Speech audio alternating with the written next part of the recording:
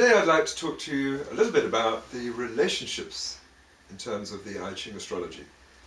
Now the best way of doing this, or appreciating it, is to see that each of these 9 birth stars that I've explained have an element that's associated with them.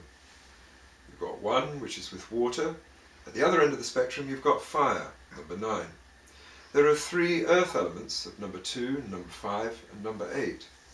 Then there are 2 wood elements that represent the spring and dawn, which are the 3 thunder star and the 4 wind star. And finally there are 6 and 7 metal stars, which come from the west and the northwest, and these are the more autumnal or fall positions. Now this cycle is known as the 5-element cycle, and it's also used in Chinese medicine.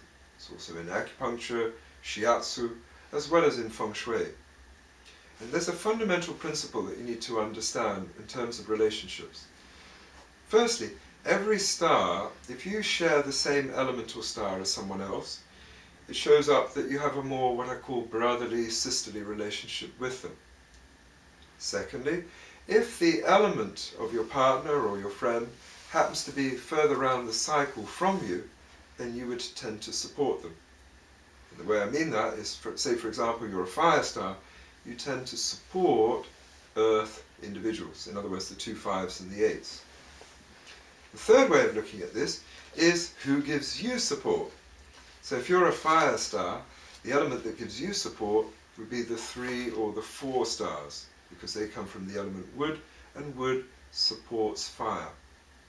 And lastly, who do you control and who are you controlled by? So each of the elements controls another element. Fire keeps metal in shape. In other words, fire can be used to melt the metal or to make it a little bit more flexible and bendy. The wood element of 3 and 4 can sometimes be trimmed like a tree. You need to cut it back when it gets too much growth. And then the element earth can be controlled by the element wood, because the roots of the plant actually hold the earth together. And water itself can be dammed and actually be prevented from flowing over the banks of the river by the element earth. And lastly, fire, if it gets out of control, it needs water. So these are the 5 controlling aspects as well. So in relationships, it's always interesting to look at who you're the same at, who do you support, who supports you, who do you control, and who controls you. And do remember that that word control doesn't have to be control freak.